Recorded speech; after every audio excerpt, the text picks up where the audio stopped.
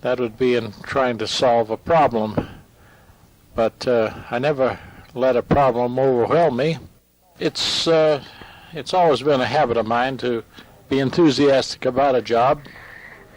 Another thing, I never run myself down, and there's a lot of right in me, and I don't mean to be bragging, but empty your mind of your failures and mistakes, and start respecting yourself. Don't ever have self-pity for yourself. Eliminate self-pity. Start thinking of what you have left instead of dwelling on what you've lost. And then quit thinking of yourself. Think of helping others. I would set a goal, and I guess we all do, and then put a timetable on it. And another thing, too, I'd stop wasting mental energy on gripes and post-mortems and start thinking about what to do now. And amazing things, you might say, happen when you think constructively. And every day I like to think that this is the day the Lord has made, and I'll rejoice and be glad in it. And I've always looked at it that way, and it seemed like I probably used that out of a psalm I've read. Funny saying, sounds like Mother might say it, like in contagious enthusiasm, you might say, or where you're really loaded with it. It's like the mumps, it can be caught, so expose yourself to enthusiastic people and start thinking enthusiastic and positive thoughts. And I like to think positive.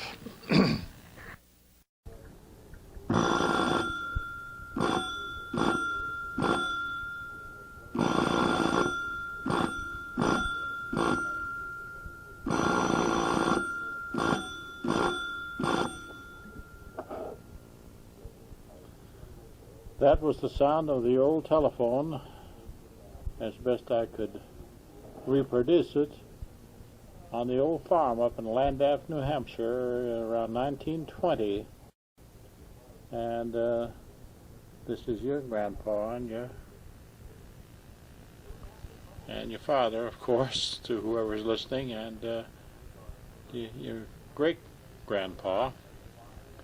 And I don't know how to start a thing like this, except probably to mention life on the farm in Landaff, although we lived in some other locations up there other than Landaff. Lived down in Lisbon, which was the main town where you went shopping. There weren't any stores in Landaff. It was only a farming community, and the farms were few and far apart.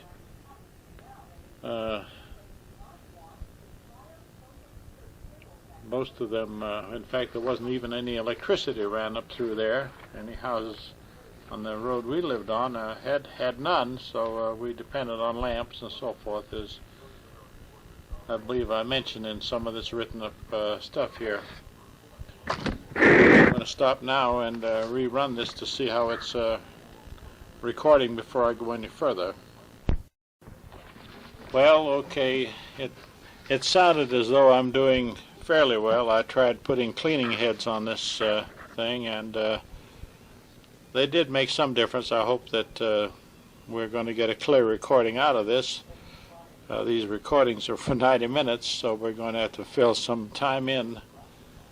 But here we go. We'll start out, and we'll call this thing 13 Ring 3. And I'm saying here, Landaff, New Hampshire, in the year 1923. Summertime, a hot night, very still except for the buzz of insects, far-off rumble of thunder, and the fluttering sound of bats' wings. They were catching insects overhead. Nothing to do except watch blue balls of St. Elmo's fire move quietly along the barbed wire fence and drip off, sometimes diverting itself to the lone telephone wire and drip off on the barn, which was part of the main house. While it was known to precede thunderstorms, and no doubt was harmless to touch, it seemed ominous enough not to do so. Heat lightning, which lit up the entire Ammonoosuc River Valley far down below, would engulf everything in its eerie glow, sometimes along with a clap of thunder, although rain would be miles away up around Mount Washington to the north. To avoid the complete absence of having anything to do, it was fun to throw a stick by one end up into the air among the bats, making sure it turned over and over at a fast speed, wherein the bats would fly into the whirling stick and fall into the yard. They immediately showed their anger by spitting and flopping around until killed by usually hitting them with another stick. The bats were flying around catching insects. The women folks kept their heads covered to avoid a bat getting into their hair, which was a sure target for a bat. There was no electricity in the house or barn, the house being a 3-story with a barn and silo attached. Kerosene lamps and lanterns were used, and that was our main lighting. Except for being without electricity, however, the house and water system for the place had been improved to the point that the main floor had a running water bathtub and toilet. There was no hot water piped to the tub. However, it being right off the kitchen, the side water warming tank on the kitchen stove furnished several large pans of hot water for bathing. The house had a wood-burning furnace also to handle the main floor, while heat for the other floors received meager supplies from the floor vents, so the main floor could hopefully go upstairs, the heat rather.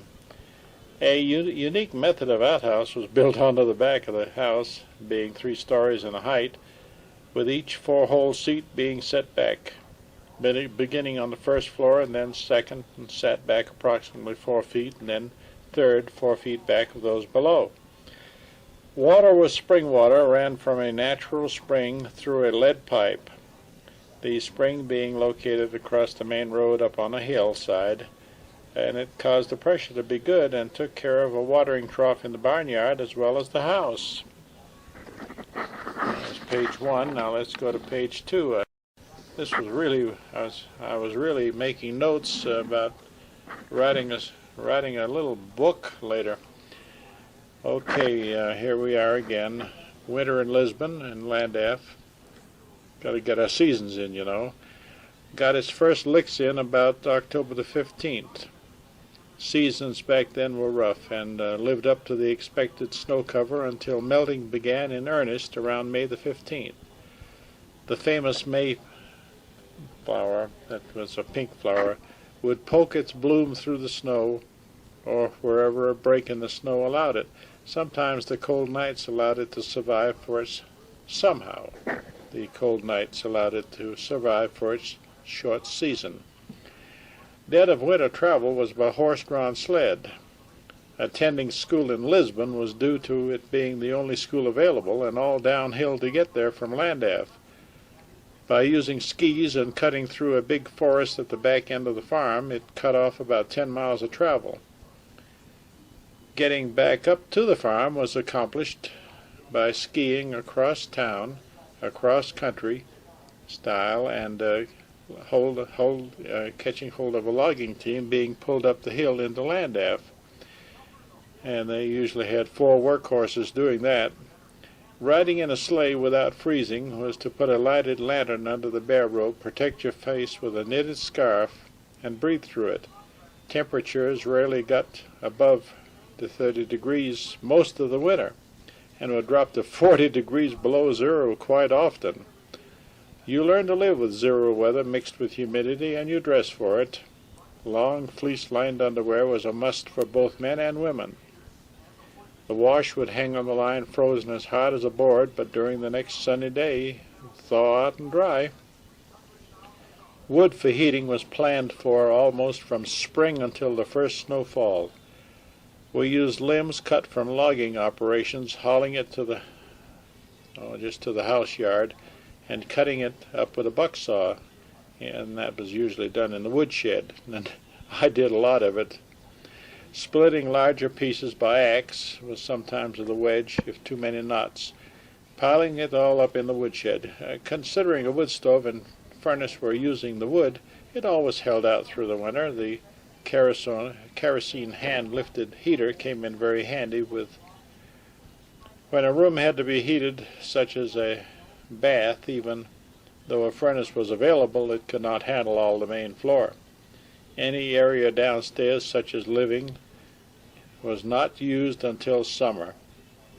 Sleeping in the front upstairs bedroom, you could depend upon your own body heat to keep warm under bear skins sewed into large comforts, and you were sunk deep into a feather mattress. A regular blanket insulated you from the bearskins. The windows often frosted up to the point a spot had to be screened or scraped to look out. Northern wolves often howled in the night, and looking out over the acres of deep snow that covered the farmland, it seemed like daylight when the moon was full, and often northern lights would streak to the moon, being bright streaks across the clear sky. Travel by the house was rare, but every sleigh had its sleigh bells on the horse harness, which jingled loudly when the horse would trot. And that just wasn't at what would have been Christmas time. You just had sleigh bells, that's all. Spring brought the thrill of new life. Pussy willows, late Mayflowers, and then, with most of the cold weather behind, the apple trees began to bloom. Maple syrup was flowing and being changed from sap to syrup in the yard by the roaring fire under the large metal container, which boiled the sap until it thickened to whatever was desired. It was, of course, necessary to skim off residue while the syrup was drained through a bottom spot at the end of the boiling pan. Great maple sugar later was made on the kitchen stove by further boiling the syrup, where it thickened and hardened into maple syrup candy. Life in New Hampshire became known to me when, at about 5 years old, Dad and Mother moved from New York City. We lived in one of Grandfather's yellow-painted blocks, as he called them, right at the entrance to the footbridge over the Ammonoosuc River. It was only wide enough for two people to pass each other, and it would sway in the wind. It had high sides to it and was held up by heavy wire cables.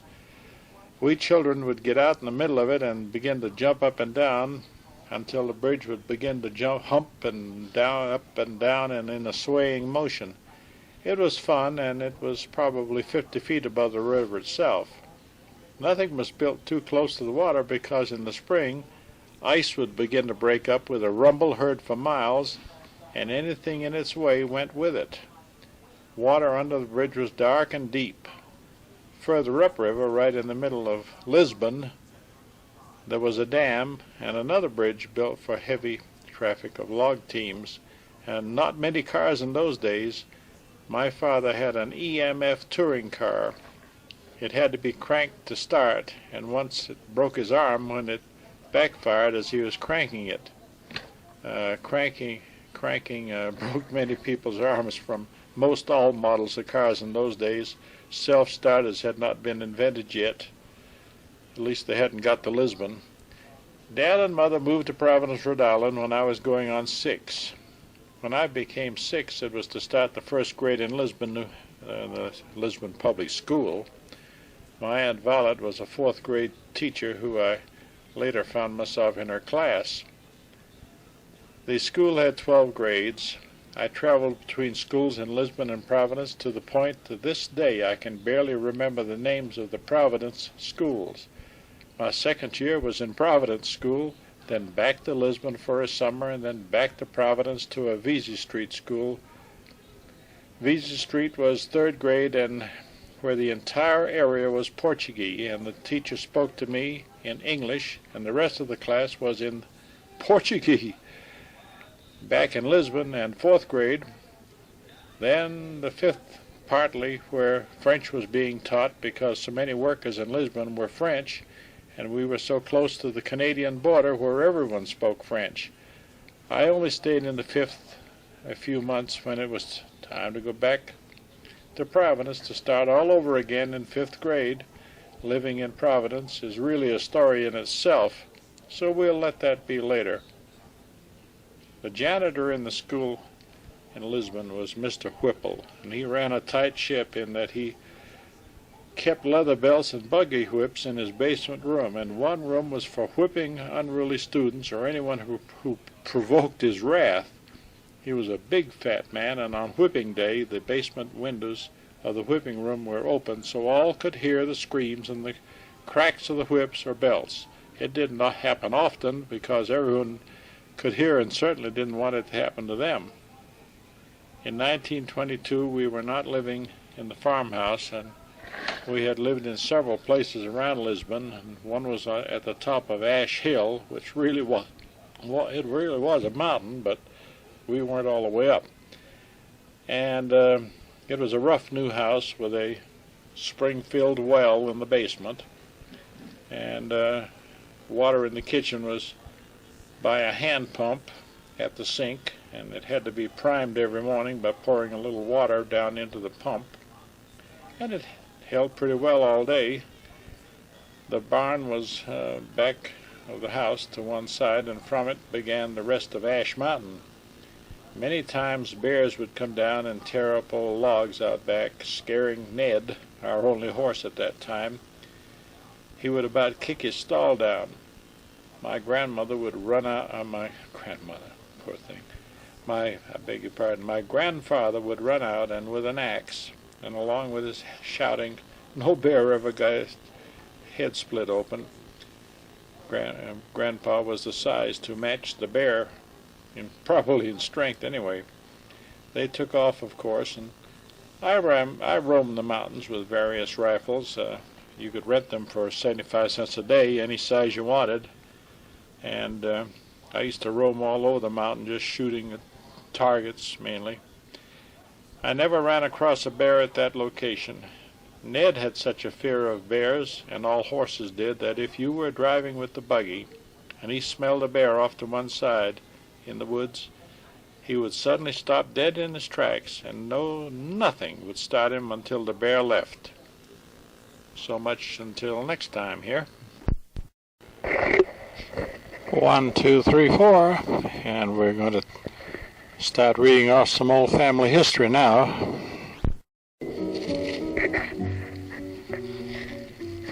Okay, here we're back on the air again, and since it's a little hard to just think of something to say, what I'm doing right now is simply practicing by just reading some old letters and so forth, and I'm going to start out here with a copy of the the naturalization certificate of my dad, Malvern Lester Nass, and it's town of Lisbon, New Hampshire, state of New Hampshire. He was a subject of Great Britain, and this naturalization paper took place at the Superior Court of New Hampshire at Haverhill, New Hampshire, the 15th of September in 1915. Dad was aged 29, 5'6", white complexion, blue eyes, brown hair, and his thumb was cut off from the left hand.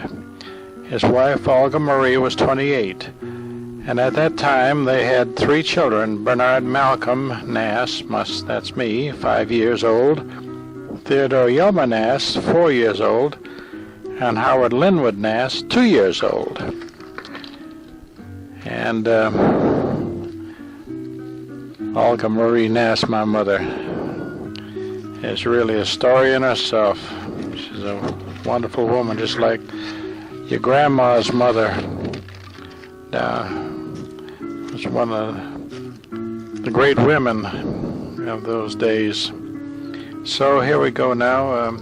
I got an old list of relatives here that was from a letter that was written to my Aunt Violet up in New Hampshire there. It just simply mentions relatives that apparently had been born on these dates, and My grandmother was a Spidell, and her name was Euphemia Spidell, you know. She was born January the 26th, 1860. She died June the 15th in 1932. And then there was a Marjorie Spidell, born February 22nd, 1850. Aunt Eliza, December 26th, 1852. I don't know what her last name was. Sarah Jane, May the 30th, 1855. Martha, April 23rd, 1857. And then my Aunt Alice, May 4th, 1858. Then they had a Rachel, December the 4th, 1862, and Sidney Freeman, whoever he was, April the 24th. And now let's go on here. Let's see. Here was an old letter that was written from England to my aunt, I guess. No, it was written to Annie Pearman in Lisbon, New Hampshire. Apparently, when my Uncle John died, my Uncle John Pearman was the town tailor, and he made my first suit of clothes for me. That's, you know, not that I didn't have other clothes, but he made me a sporty outfit for those days. And this was dated October the 10th, 1932. Dear Sister,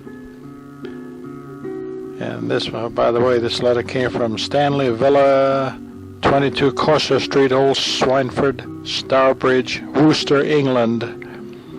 Dear Sister, we thank you for your letter which arrived today. Not surprised at the news, because John was over 70 as promised. It was something to be thankful for. You had him so long, and lovely to pass away like he did, no lingering illness to wear you out. Sorry to hear you have lost early, and hope you have friends and relatives around you at this time, and that John left you well provided for. I'll dim this music a little bit. Sorry I can't tell you where he was christened, but we'll ask his aunt of John's. She may remember, since she's 84 years old. With many thanks to you for your kindness to my brother John, I remain yours very sincerely, Amy Pearson. And so that was that. Now let's see. Here was a letter to from England to must have been sent to John. I don't know. It says, my dear brother, this is May the 3rd, 1920, 54 Wilcote Road, Bearwood, England. My dear brother, I hope you will not think me very unkind for not answering your letter before. The time seems to fly. I have been putting it off. Amy and Em spent Easter week with us. I said I must write to John. She said write for his birthday, May the 5th. I am afraid you will not receive this letter until a few days after that date, but still I hope you will have had a very happy birthday. As you did not answer my last letter for 12 months, I thought you had forgotten me again. I will excuse you this time. You never said whether you received a photo of Una, which we sent last Christmas, 12 months. Amy is not very well. She had the flu last summer. It has left her with the gout in her knees. She can walk, but it makes it very bad for her at times. We hope it may get well when the dry weather comes. We had nothing but rain for 6 weeks. When my sisters were here at Easter, we had one fine day. It makes it very bad for Amy having so much rain. We can get things which we require by paying. There does not seem any shortage, only sugar, which we are still rationed for. And we're getting all the imported meat, which we do not care for we like our English best. Now I must not forget to thank you very much for the landscapes you sent us. They look lovely places. I should like to see them, but I don't think I would like to leave England. We're having nothing but strikes just now. I hope things will be settled. Just now it seems worse when the war was on, but still, we must hope that things will right themselves. The price of things keep up so high, men must have enough money to get food. My husband has got 2 allotments. He is working very hard to grow all our green grocery, which we require, and that's a saving, but it is very hard. But he does not mind it. He says it's recreation. Because all day he is working with his brain. We were very pleased to hear that you and your wife are very well, and sorry for you to have early so delicate. Is there any hope for him whatever? We all missed the flu. A great many around us died. Now, my dear brother, I must say goodbye to you all. With love to you all, from all, I remain your loving sister, M.A. Fielding, F-I-E-L-D-I-N-G. Una to Uncle John and Aunt Annie. Una to Auntie, Una to Cousin Early. So forth. 1, 2. 1, 2. I went to visit Papa a few months back, and as I sat next to his bed, holding his hand and talking to him, I thought about the man I grew up knowing, compared to the frail, infirm man I was talking to that day. You see, Papa was a man's man. He epitomized everything that society today wishes men were still like. He provided for his family and more for most of his life. He sacrificed and gave of his time unselfishly. He even seemed happy to do it, although I know there had to be times that he would rather have been doing something else. Papa loved Grandma the way God intended a man to love his wife. He loved his children, grandchildren, great-grandchildren, and great-great-grandchild, always there to help any of us, be it physically. He once said, "Every time I turn around, I have a mattress under my arm." Or emotionally, he and Grandma were always there to listen and give encouragement, no matter what our problems were. Or even financially. All of us can remember the times he was there that way for each of us, with no questions asked. Papa commanded respect. He never had to demand it, because in just knowing him you respected him.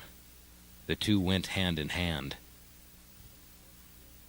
In the course of doing my job over the years, I have met dozens of people throughout Denver who knew Papa. And to a person, they told me what a wonderful man Papa was. I always knew it, but it was neat hearing it from other people I didn't even know. I know as time goes by, people will hear of his passing and think, one of the good ones is gone. And they will be right. One of the good ones is gone. One of the best. I wonder if Papa knew how much we loved him. I think he did. But now I know he does. So goodbye, Papa. We love you. You and Grandma will always be in our hearts. Until we meet again. Whenever I was on a job, working for anyone, it was always one of my faults, perhaps, when you stop and think how little people appreciate what you do for them, but that is employers. I always tried to do a better job than was expected. I've always believed in putting enthusiasm into my job. Remember that enthusiasm carries everything before it. After I've put in a day's work, I come home with a clear head. I might be tired, but I have a clear head. And you can change your job by changing yourself into an enthusiastic person. Just fire yourself into your job. It was always one of my habits when I was running the bag factory, for instance, that I would suddenly stop and decide to take, you might say, to take a look at my work and stand off and think. So first, I don't panic. I keep calm, use my head, and then use all my wits. But Did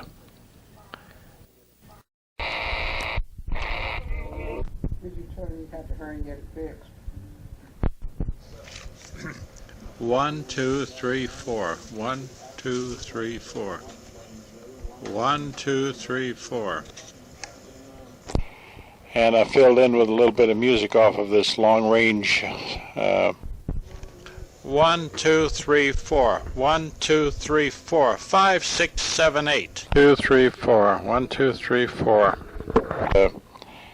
We'll try to figure up some further programs from here on out. So I'll shut her off right now.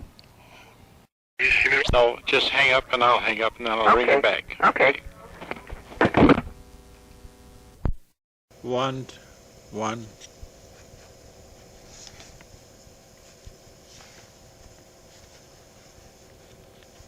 One, 2, 3, 4. 1, 2, 3, 4. 1, 2, 3. 1, 2, 3, 4.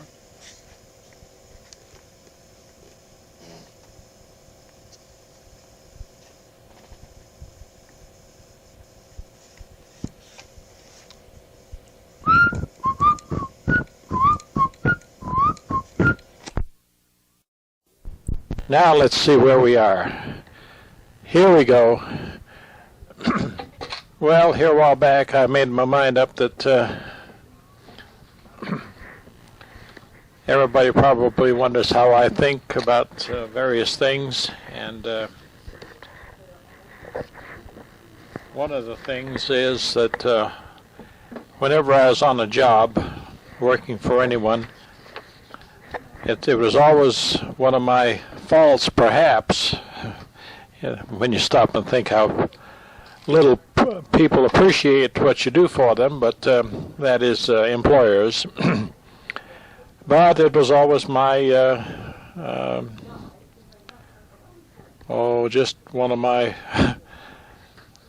failings, you might say, or maybe it was something for the better, that I always tried to do a better job than was expected.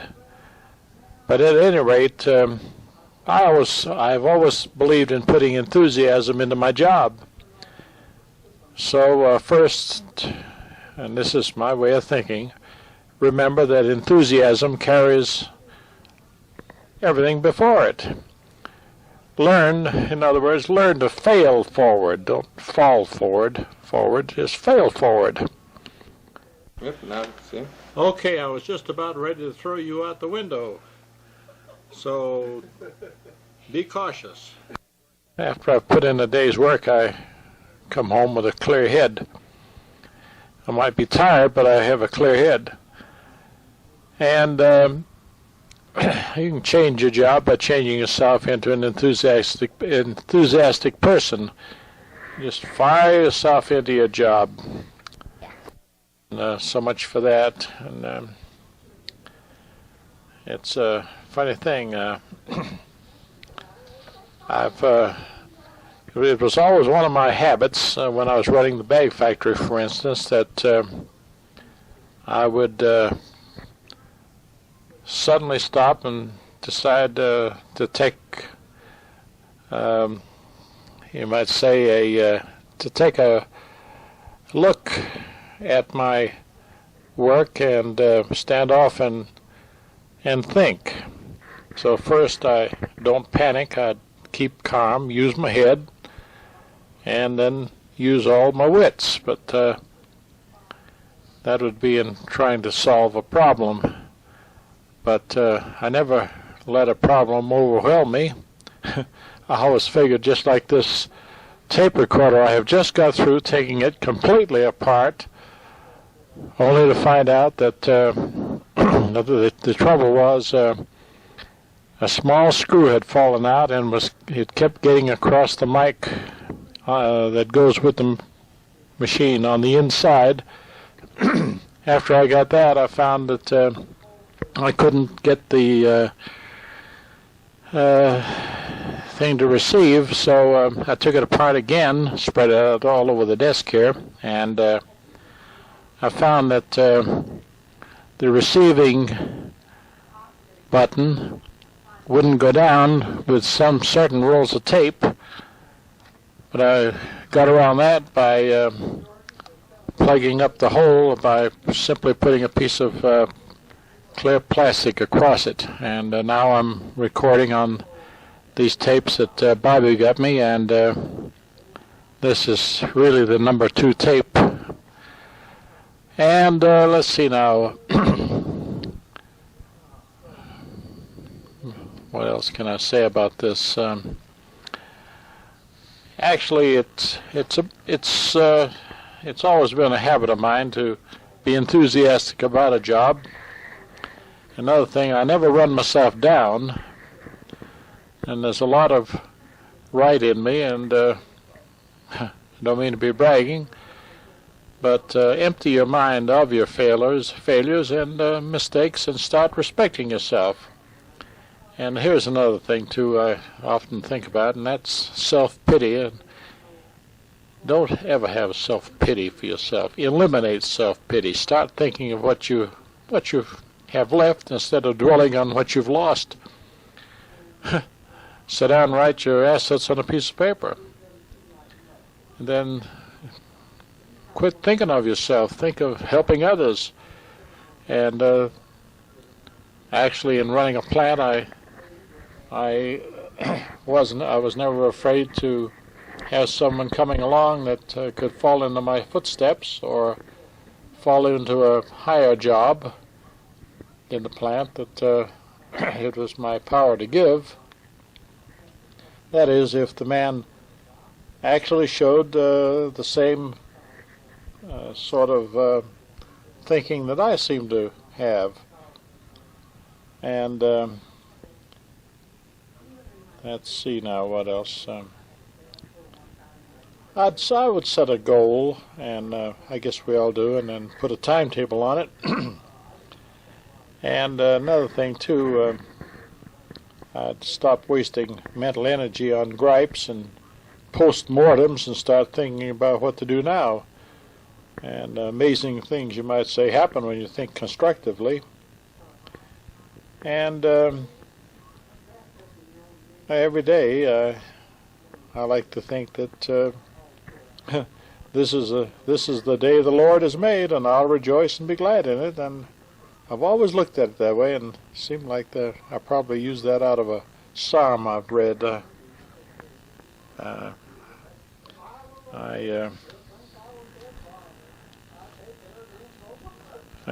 person could listen to your grandma, though, and learn a lot about the Bible and so forth. Yeah. Funny saying, sounds like Mother might say it, like in contagious enthusiasm, you might say, or where you're really loaded with it. It's like the mumps. It can be caught, so expose yourself to enthusiastic people and start thinking enthusiastic and positive thoughts. And I like to think positive. So much for their advice. I'll shut her off for a moment. I'm going to have to use the organ a little bit here, and in doing so I'll be tuning up my receiving equipment, so you'll have to put up with a couple of songs.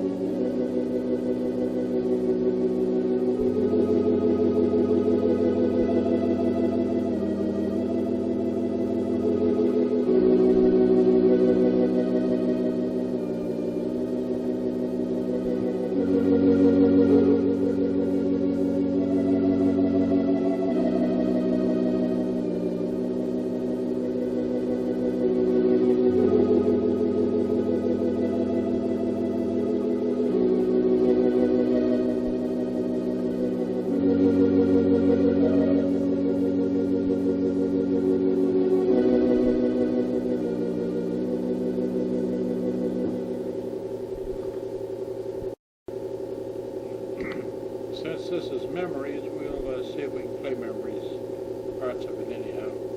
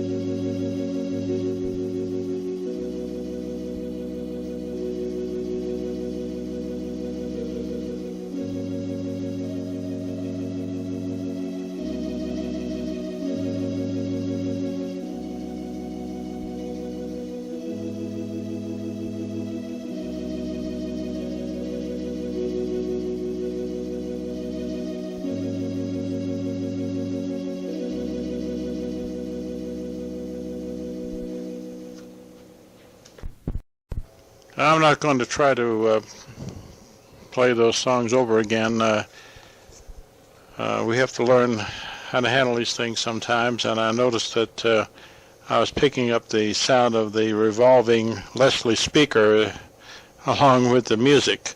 So I cut it out at the last and played Beautiful Isle Somewhere, and I noticed I couldn't hear the speaker in that, so maybe we're going to improve in our experimenting here. This is all sort of new to us.